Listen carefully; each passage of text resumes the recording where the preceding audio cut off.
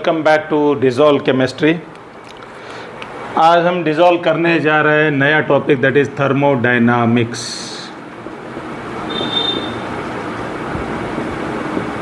पहले शुरू करने से पहले इस वर्ड का मीनिंग देख लेते हैं। थर्मो का मतलब होता है heat and dynamics means movement. Okay, so movement of the heat means transfer of heat energy into various forms of energy is the subject matter of thermodynamics।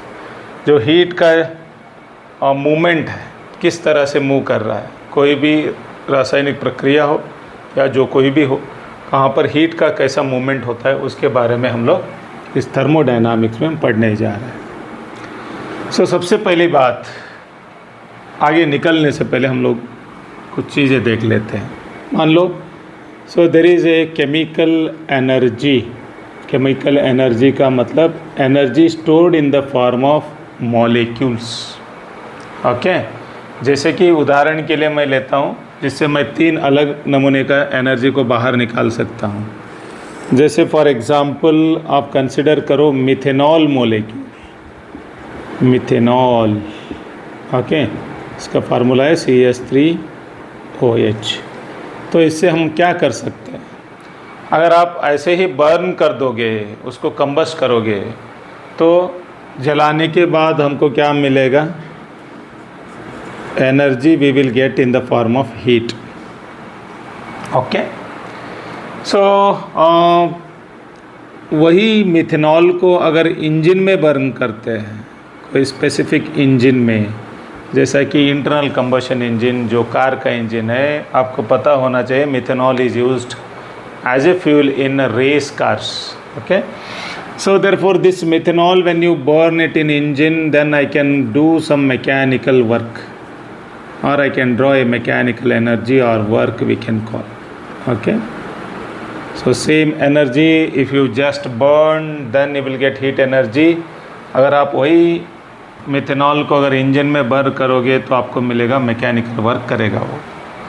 तो वही मिथेनॉल को अगर मैं फ्यूल सेल में लेता हूँ, okay, in fuel cell by doing reaction I can draw और I can generate electricity और इलेक्ट्रिकल एनर्जी। ओके, वही मिथेनॉल मॉलिक्यूल से मैं इलेक्ट्रिकल एनर्जी को भी ड्रॉ कर सकता हूँ। तो एनर्जी था केमिकल के रूप में, तो उसी केमिकल के रूप का एनर्जी को हमने अलग अलग अस्तित्व दिया। एक हीट के रूप में आ रहा है, एक मैकेनिकल वर्क कर रहा है, एक इलेक्ट्रिकल एनर्जी दे रहा है हमारे। तो ऐसे transformation of one form of energy into other form of energy during various processes, जो भी एनर्जी के फॉर्म है, particularly in the form of heat, उसको एक तरीके से दूसरे फॉर्म में जो हम बदलते हैं, तो उन सब का जो स्टडी है, वो स्टडी हम करने जा रहे हैं thermodynamics. Thermodynamics is going to deal with the study of transformation of various forms of energy during a chemical process.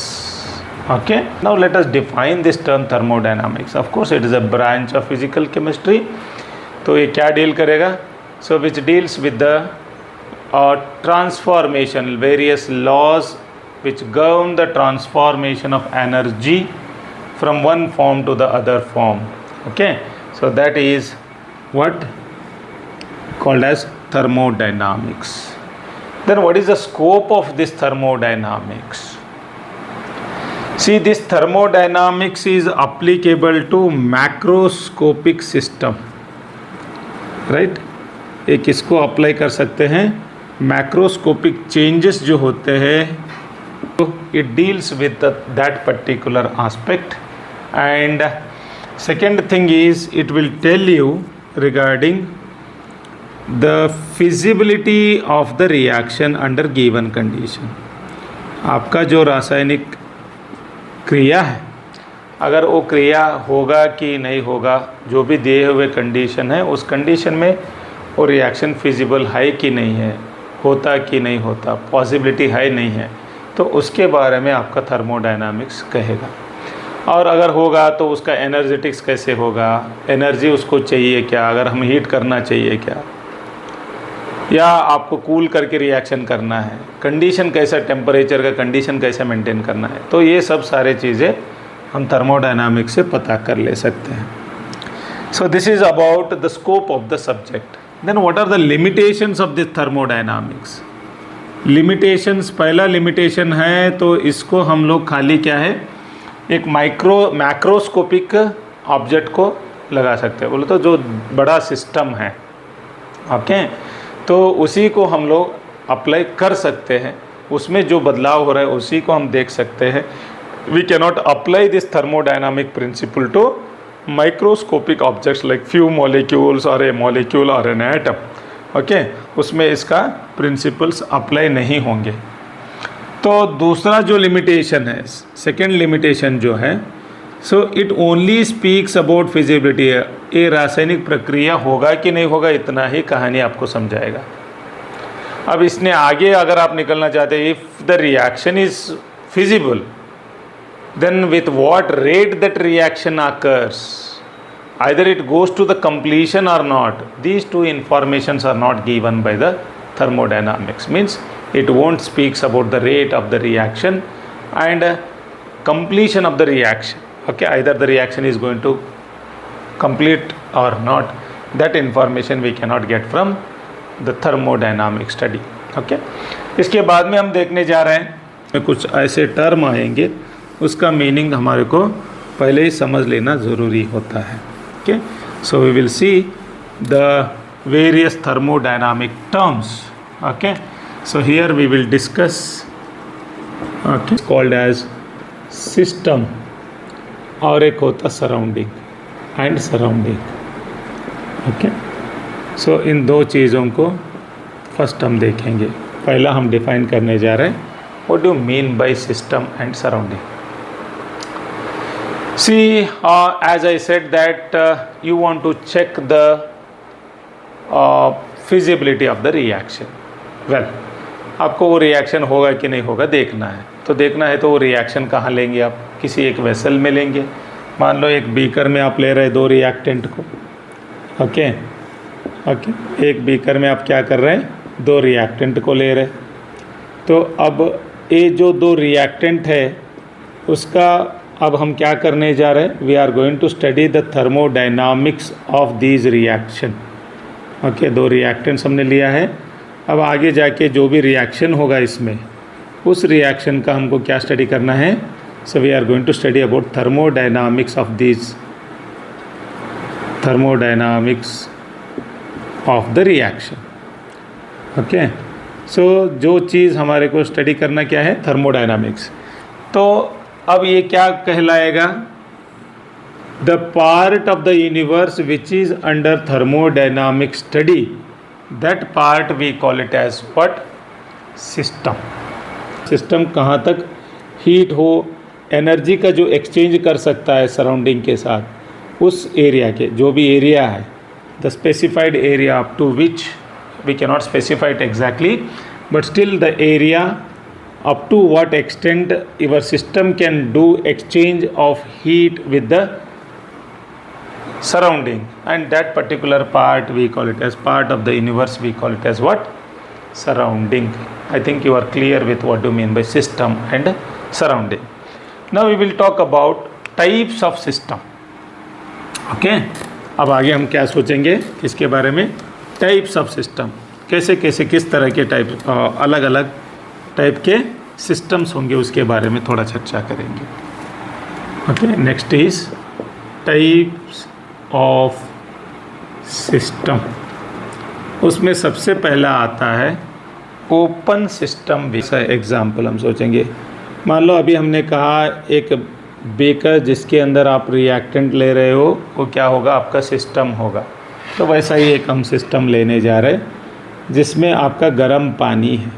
एक बीकर है, बीकर के अंदर गर्म पानी है, ओके, खुला बीकर है, इसके अंदर गर्म पानी है। आप देख सकते हो कि जो भी गर्म पानी अगर है किसी भी बर्तन में है, तो गर्म पानी के ऊपर क्या होगा, वाटर वेपर्स एस्केप होते हमारे को दिखाई देता है। ओके, सो ऐसा वाटर वेपर्स एस्केप होते हुए, उससे खाली इसको ऐसा वेपर्स उड़ते देख के ही हम बोल सकते हैं इसमें गर्म पानी है बोल के। समझ में? एक तो क्या है ये, एक तो मैटर तो बाहर जा रहा है, उसके साथ में हीट भी चले जा रहा है। ओके, हीट जा रहा है और मैटर भी बाहर जा रहा है। ओके, सो मीन्स इसका मतलब क्या हुआ, both heat as well as matter को एक्सचेंज कर रहा है सराउंडिंग के साथ। क्या कर रहा है? With the surrounding heat as well as matter exchange कर रहा है। जो भी सिस्टम हो जो ओके सराउंडिंग के साथ अगर हीट और मैटर दोनों एक्सचेंज कर रहा है तब हम बोलेंगे open system. Okay, so what it is called as when the system exchanges both heat as well as matter with the surrounding। जैसा कि गर्म पानी ओके जिसके ऊपर वेपर्स भी एस्केप हो रहा है, वेपर का मतलब है water in the gaseous state, और उसके अलावा उसके अंदर से हीट भी जा रहा है। कैसे पता चलेगा आपको? थोड़ा देर के बाद ये ठंडा हो जाएगा। शुरू में अगर 80 डिग्री पे है तो बाद में जाके कुछ समय के बाद ये घट के क्या हो सकता है 50 डिग्री सेल्सियस, और थोड़ा समय होने के बाद 30 डिग्री सेल्सियस, बाद में रूम टेम्परेचर को आके स्थिर हो जाएगा। तो इसका मतलब क्या हुआ, हीट और मैटर दोनों एक्सचेंज कर रहे हैं, तब उसको हमने कहा open system. Second one is closed system. So what do mean by this closed system? Okay, यही गर्म पानी जो बीकर है, बीकर जिसके अंदर गर्म पानी है, अब क्या करेंगे हम इसके ऊपर एक वॉच ग्लास रख देंगे। Let us keep an watch glass okay over the top of your beaker. अब वॉच ग्लास से हमने बंद किया, तब क्या होगा, आपका जो पानी का वेपर्स है, वाप है, तो वो क्या होगा, उधर ही जाके इसको टक्कर मारेगा, टक्कर मार के इधर ही घूमते रहेगा। तो मैटर क्या हो रहा है, बाहर नहीं जा रहा है। सो मैटर इज़ नॉट एक्सचेंज्ड। इसका मतलब वो ठंडा नहीं होगा क्या? सो ठंडा होगा। इसका मतलब हीट बाहर निकल रहा है। So heat is going out. Okay, इसका मतलब क्या हुआ, a closed system can exchange heat with the surrounding. तो बाहर से हीट को अंदर ले सकता है या अंदर से बाहर दे सकता है, लेकिन मैटर को एक्सचेंज नहीं करेगा। तो उसको हमने क्या कहा, क्लोज्ड सिस्टम बोल के उसको डिफाइन किया। Is it clear? और थर्ड जो है, थर्ड सिस्टम जो है उसको हम बोलते हैं आइसोलेटेड सिस्टम। आइसोलेटेड सिस्टम, इसका मतलब हम ऐसा सिस्टम को पैक करके रख देते हैं ताकि उसमें से ना तो हीट बाहर निकलेगा, ना तो मैटर बाहर निकल सकता है या बाहर से अंदर जा सकता है। तो उसको हम बोलेंगे आइसोलेटेड सिस्टम। तब हमको ऐसा सिस्टम को ऐसा रखना पड़ेगा कि थर्मली नॉन कंडक्टिंग वॉल से उसको कवर करके रखना पड़ता है। तो इसके लिए अच्छा उदाहरण होगा आपका थर्मोस फ्लास्क। थर्मोस फ्लास्क में आप अगर गर्म पानी रखो, चाय रखो, दूध रखो, कुछ भी रखो, जिस तापमान पर आप रखते हैं वही तापमान आपका मेंटेन होगा देर के लिए। ओके, तो क्यों ऐसा मेंटेन होता है? क्योंकि यहाँ पर क्या है, थर्मली नॉन कंडक्टिंग वॉल होता है इसका।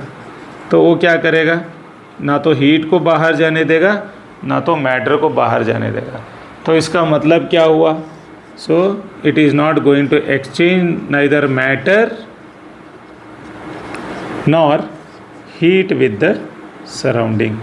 दोनों भी क्या करेगा, एक्सचेंज नहीं होगा किससे, सराउंडिंग के साथ। ना तो हीट हो रहा है ना तो मैटर हो रहा है, तब उसको हमने कहा isolated system. Okay, these are very important, open system, closed system and isolated system।